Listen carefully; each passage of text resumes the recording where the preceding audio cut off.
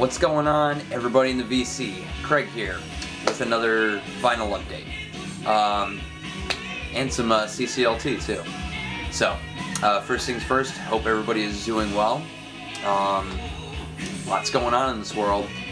I know I haven't made a video in the last week and a half, 2 weeks, something like that, but obviously a lot of crazy headlines going around, you know, when it comes to the world. Everything that happened with the Boston Marathon, but you know, that was just, you know, a crazy last week on top of the explosions that happened in Texas. I mean, pretty crazy. Last week was one hell of a week. And I mean, if you're involved in anything that has to do with the news or reporting or anything like that, you know, you're just flooded. I mean, it gets a little ridiculous after a while, you know. I mean, I'm a news junkie and I love following stories and all this, especially stuff that's, you know, history in the making. You know, this is something very historical. Obviously not something good at all, and nothing good comes out of it in the end when it comes to, you may get, you know, you get justice and you get closure to a degree, but then that doesn't, you know, bring back anything that, you know, the way things were before. So it's overall still a very sad situation, but, you know, what can you do? Pretty crazy world we live in. Can't avoid everything. As hard as we try, you know, to protect ourselves and do all the right things and be good people and all of that, crazy shit still happens and it's sad. But we do what we can while we're here.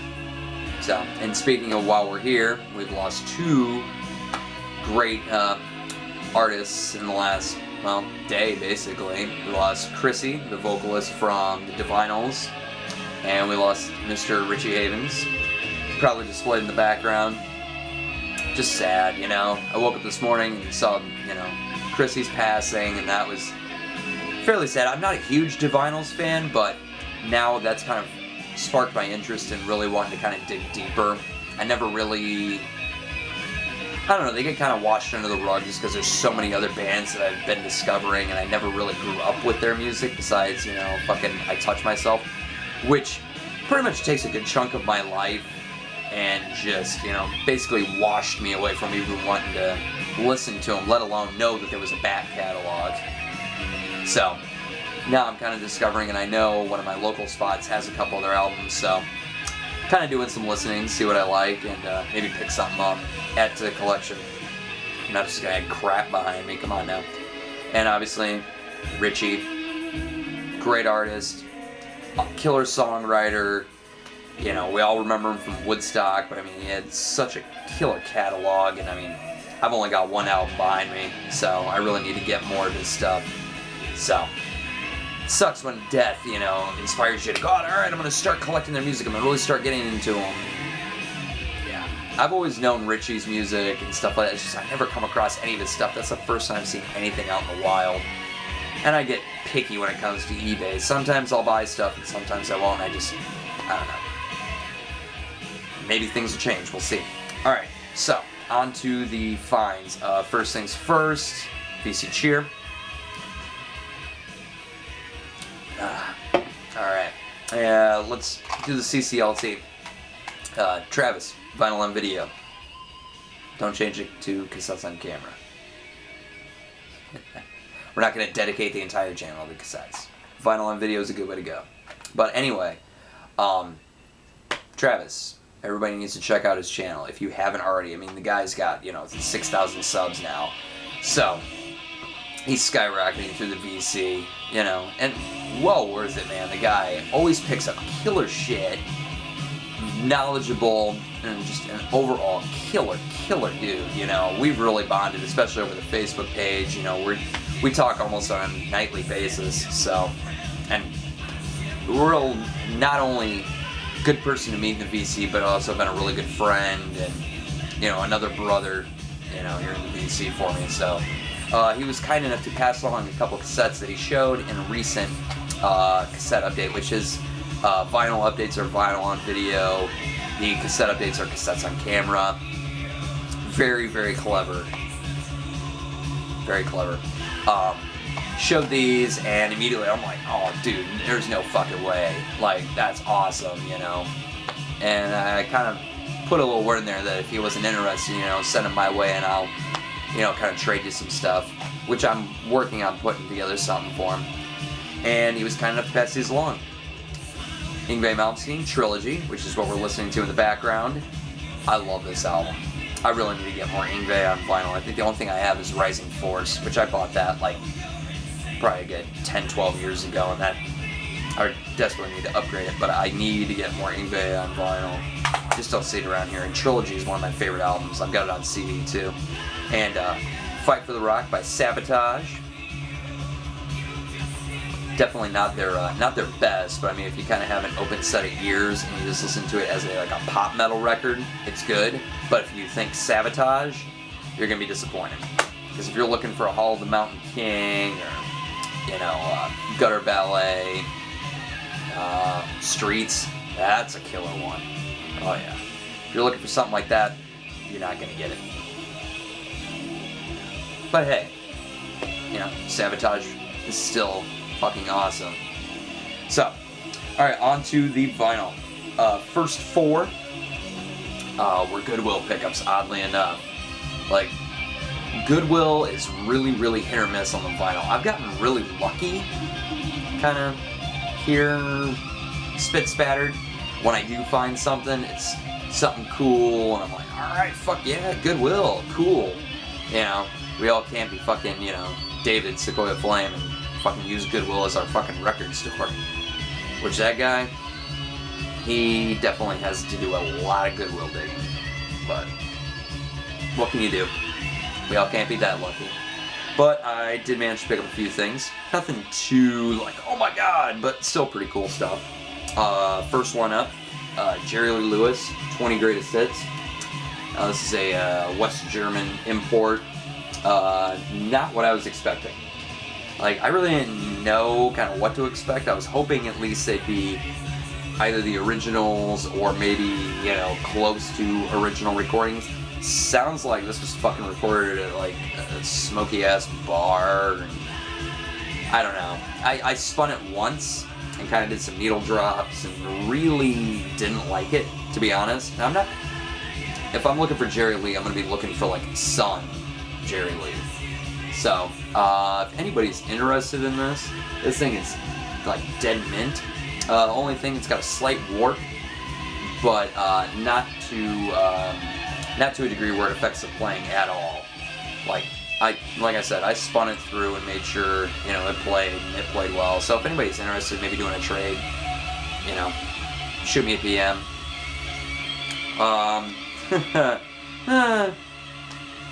I didn't have it in my collection. Saturday Night Fever soundtrack. Why did I not have it in my collection? I didn't see a need to have this, to be honest. Like, it's so common, I don't need to buy it. Like, I could find it at any point in time. But, for 50 cents, since it is a double album, I figured, why the fuck not?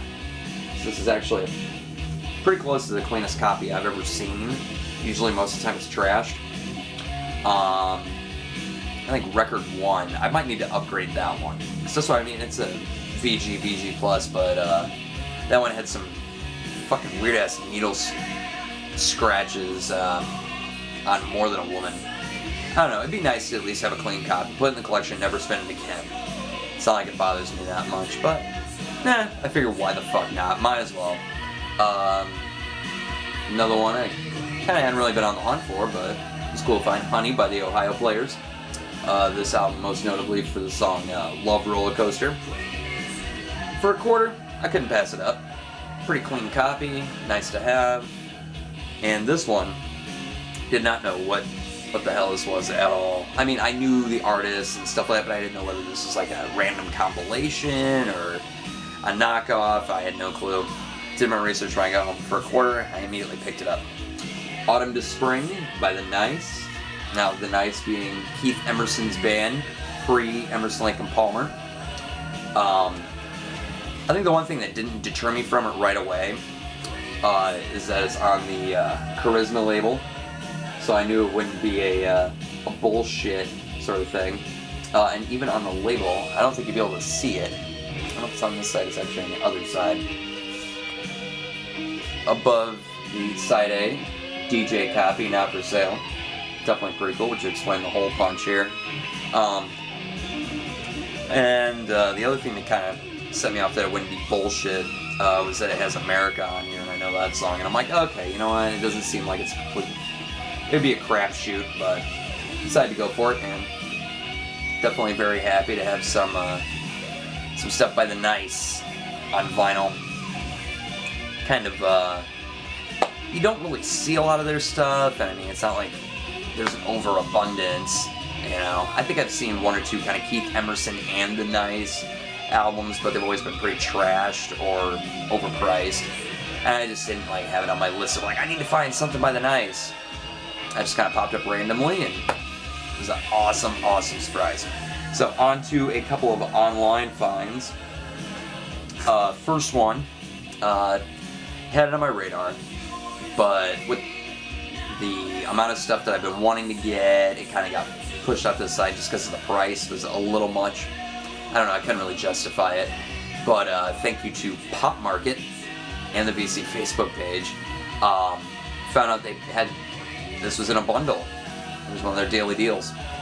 And I ended up picking up the Blu-ray documentary and the vinyl. Free shipping, everything $34. So I saved myself about a good $15-20 overall. Reel to reel, Sound City, the accompanying recordings that were made on that beautiful Neve console. It goes right along with the documentary, Sound City, which I hadn't really planned on getting on Blu-ray or DVD or anything. I already bought it digitally and had that on a DVD and was, you know, stoked about that. Didn't really care too much about bonus features and all that other shit. But the more I kind of, you know, started listening to some of the tracks online, I'm like, man, I really should get this on vinyl. Bet your sweet ass I'm so glad I got this. This definitely gets Grail status. Like, I immediately put it on as soon as I got home with it. Well, got home and opened it out of the package. And beautiful custom labels. Nice heavy cardstock for the cover and for the inner sleeves. But as soon as I put it on, I'm like, oh my god. One of the few times where I like got a double record, put it on, played every single side, front to back, did not do a damn thing except listen to it. And I was impressed. I'm like, yep, this one definitely is staying in the to-listen bin for a long time. And definitely gets put on Grail status. I mean, it's fucking amazing. Do yourself a favor, if you hadn't seen the documentary, do it. You will gain a better appreciation for a lot of albums, like Rick Springfield's, you know, work that he did there with Working Class Dog and Living in Oz, Pat Benatar, Fleetwood Mac, oh man, Nirvana, Weezer, Metallica, Rage. I mean, the list is endless. So many great artists recorded there and did work there, and the movie itself actually makes me want to sell my CD collection. Not like I'm going to do it, but I mean, it just gives me this huge new appreciation for vinyl and, you know, everything pre-digital. So I'm such a huge fan of that movie. Seen it well over a dozen times, and I love it every single time. I always learn something new, find something different about it, and well worth it. So do yourself a favor and pick up the soundtrack and pick up DVD, Blu-ray, whatever. Well worth it. Other online purchase. Did not have this one on the radar at all. Well, this particular issue. I'd been wanting to get an OG for a while. Thanks to my brother LJ, I did acquire a copy of this, like an 80s pressing, that was just a good kind of filler copy until I could find a better one. And I was playing it recently, and I'm like, I think it's about time to upgrade this. You know, this one's good, but not perfect, and I'd much rather have a nice, really clean, like pretty much brand new copy. So when I started looking for an OG, kind of realized the prices were going to get pretty steep for a near mint one, and kind of decided, well, let's see how much the reissue is going for. Reissue was a little bit less than what I'd really want to pay for a near mint OG, so I'm like, okay, this seems to make enough sense. And I ended up with some credit from Best Buy. Thank you to Best Buy, who advertised the latest Saxon album at $9.99, free shipping, pre-order. Big thanks to LJ for looking out for me on that one, and sent me a text, you know, a couple months ago, and was like, "Hey man, $9.99 for new Saxon. Jump on it, Best Buy, well worth it." So I did, and as soon as it became available for release, it was on back order. Fair enough, I can wait. You know, I had to wait patiently for the Smashing Pumpkins box set. You know, I'll wait. And just getting nothing but shitty emails from Best Buy saying, "We're not going to really get the album, we're not getting the album, doesn't look like we're getting the album. You probably should have pre-ordered it from somewhere else." Thanks, Best Buy. But they did right. They refunded our money and sent a $10 credit towards your next purchase. So, it made perfect sense. I'm kind of like, okay, well, I just got, you know, a little over $10 back that I had already spent, and I just got a $10 credit. So if I put it towards something, it's like I'm pretty much paying nothing. So this ended up being basically, you know, next to nothing. I think I ended up spending like $11 if you add those two together. It all makes sense. Wish You Were Here, Pink Floyd. What needs to be said about this? Not a whole bunch. 180 gram pressing from 2011. I'm not going to pull everything out, but I kind of just pull out the album itself. Well done. Very well done. I was really impressed. All the artwork reproduced faithfully. Original postcard. The vinyl sounds amazing. Very, very clean, quiet vinyl. Really cool poster that came with it. Packaged very nicely. I was very, very happy when I got this. So, nice to have a cool upgrade for Wish You Were Here. So now I'm satisfied with my Pink Floyd. Alright, on to some VCLT trades, stuff like that. First one, big shout out to my brother Chris, Fitzy72. Dude, you rule. What needs to be said about this guy other than really, really killer dude. Great guy, killer addition to the VC, and a guy I really bonded with over the last few months and stuff. So I'd kind of put up on the Facebook page a while back, you know, I'm kind of on the hunt for some Rush, try to fill in the last few holes that I've got, you know, stuff that's really been kind of eluding me. And he kind of hit me up and was like, "Hey, I've got some stuff coming, you know, let me kind of go through some things and I'll see what I can do to help you out on the Rush," you know. So I shot him a list of what holes I needed to fill, which I mean, it was only about like a handful. No, there's only a couple that are realistic vinyl finds, and then the rest are beyond anybody's control. It's gonna fucking cost an arm and a leg to get a copy, you know. So, but I knew the main one, the hole he was gonna be able to fill, which was A Farewell to Kings. Killer MoFi inner sleeve, by the way. Thanks for sending that. Original inner sleeve. Cover's a little worn, but I cannot complain. The vinyl is fucking quiet and plays beautifully. So, that was the Rush he was able to send on over. And then he sent a couple other albums. I had no clue what he was going to send me at all, so these were both surprises.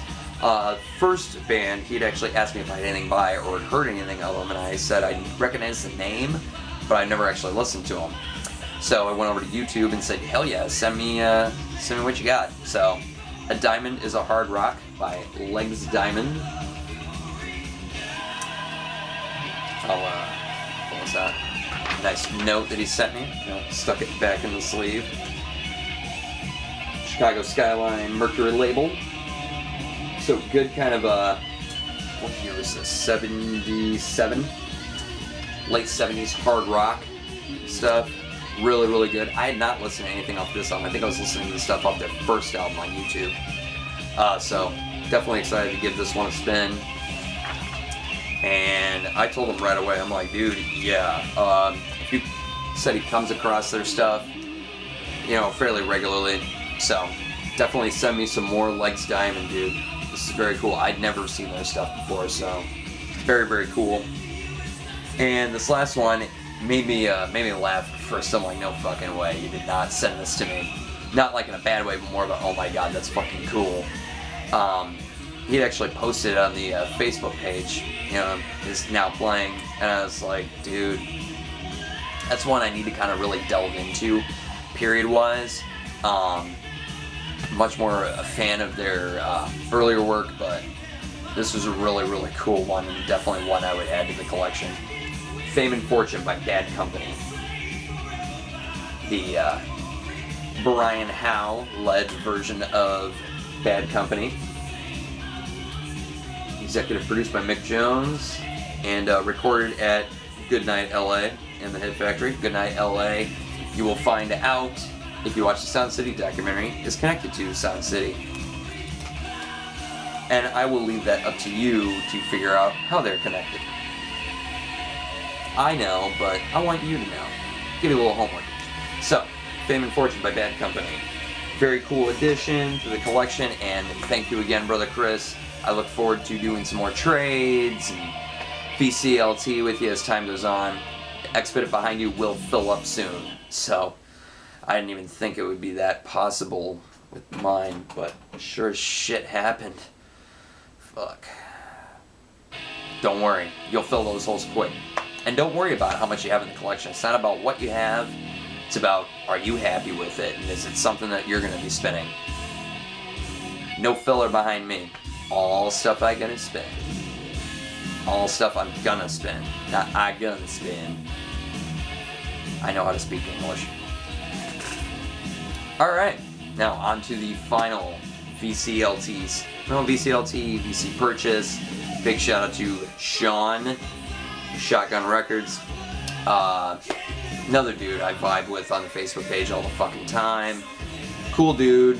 We've done some kind of trade stuff, and I bought some stuff from him before, and he's a killer dude, love him to death, awesome brother, and we had been talking kind of about doing a trade a while back, and he was kind of in between on stuff, so I kept something back in mind for him that I was trying to sell, but he had something he put up for sale, and I kind of was talking to him about trades, and I was like, well, this seems like an even trade, so this is the one that we traded for. I sent him a Buddy Holly album. He sent me Peter Gabriel, Car.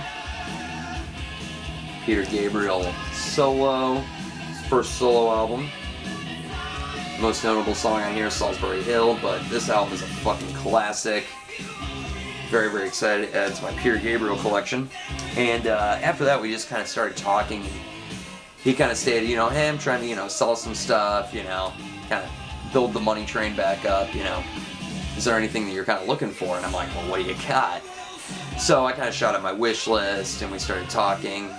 He shot me a private video, and then I just kind of went from there. So overall, not too bad. Prices were pretty right. Conditions pretty good. I'm pretty satisfied. And he also threw in some extras too. So that just made it that much better. So let's go through these. First one up, Bad Reputation by Thin Lizzy. Definitely some coverware on it, but the vinyl is in beautiful, beautiful shape. Love this album. I've been wanting this one on vinyl for a while, so it's great to have. Just a fucking classic. You know, Dancing in the Moonlight, That Woman's Gonna Break Your Heart, Soldier of Fortune, Bad Reputation, Southbound. This whole album is fucking awesome. Awesome. I'm very, very excited to add to the Thin Lizzy collection, and that wasn't enough. I also bought Black Rose, A Rock Legend. It's a great, great album as well. I'd probably say if I had to pick like a favorite song off of here, Waiting for an Alibi. Man, it seems pretty obvious, but that is such a great song. I love that song. And I love this album. Ever since I got it on cassette last year, I'm like, man, what am I doing missing all the other Thin Lizzy stuff? Why am I picking the, you know, the major crap? Damn. Break yourself away from fucking Jailbreak and Live and Dangerous and really delve into the Thin Lizzy catalog. You don't know what you're missing. Nightlife, Fighting, Live, the last live album from 83, 84. Thunder and Lightning, their last studio album. That one's a sick, great 80s hard rock pseudo metal album. Thank you to John Sykes on that one. The list goes on. Thin Lizzy, amazing band. Johnny the Fox, there's another one. Jesus, I almost forgot that one. Great material. Really do yourself a favor. Go out, get yourself some Thin Lizzy. You won't regret it. And another one here. Well, not another Thin Lizzy, but another great album. The Game by Queen. Oddly enough, I did not have this. Why? Every time I see it, it's always trashed. Just beat to all hell. And this is just a super clean copy. Almost not a damn thing wrong with it. A few cover marks, but nothing to deter me. I was very excited to find this one. So I think Queen's first album is the last one I really want.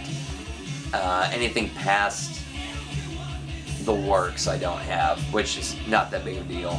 I mean, you know, great music after that. It's not like they were making shit quality music. It's just not that determined to have to get it on vinyl.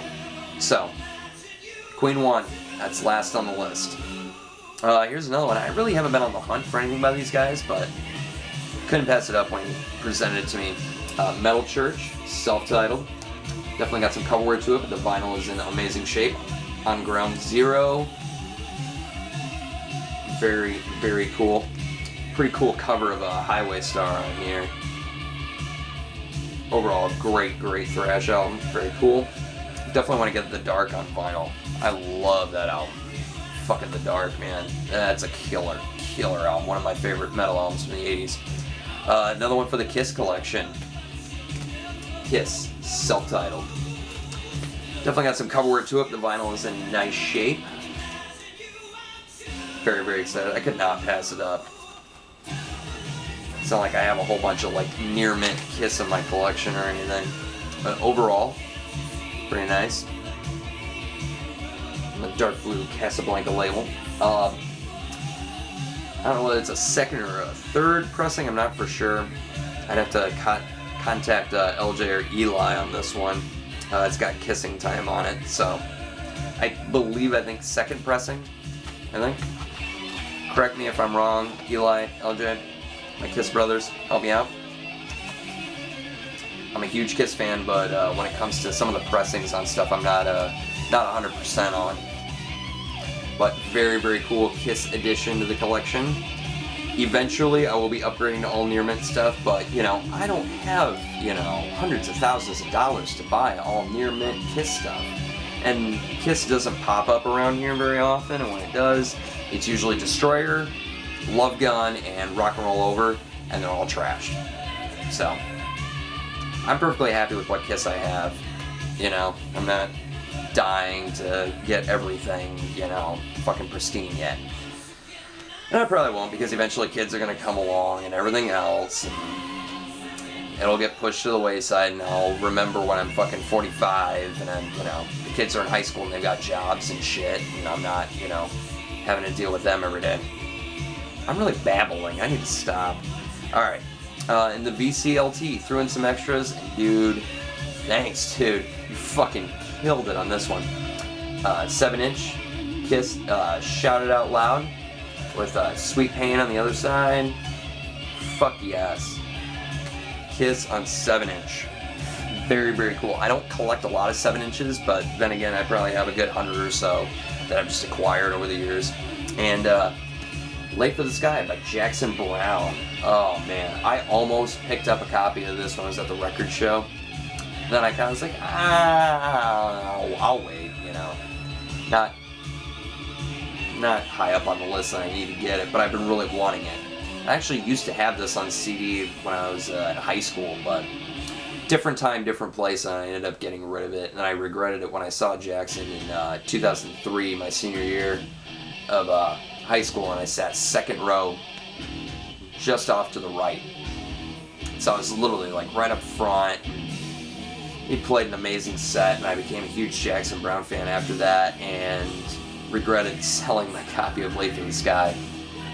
So glad to have it on vinyl. Really been working on getting the Jackson Browne in the collection. So I don't know what I still need on Jackson. I think Lawyers in Love, Lives in the Balance, I still need on vinyl, which my dad has, so I think I'm just going to probably temporarily borrow those until I find... No, actually take that back. My $3 spot has them, so maybe once I, you know, start building some more money back up, I'll pick some up. We'll see. Or I'll just do the temporary borrow fix.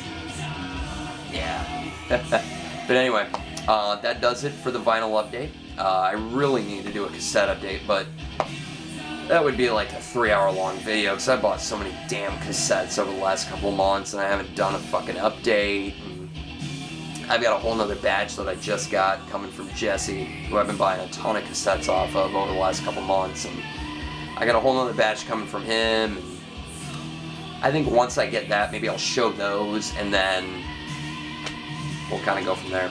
So, cassette update will come at some point in time. And also, Music Room Tour, I'm glad I haven't done it yet because I've done some upgrades on some things and moved some things around, so I might actually get to shooting that tonight or relatively soon, we'll see. So, everybody take care, and I will see you guys in the next update. Peace.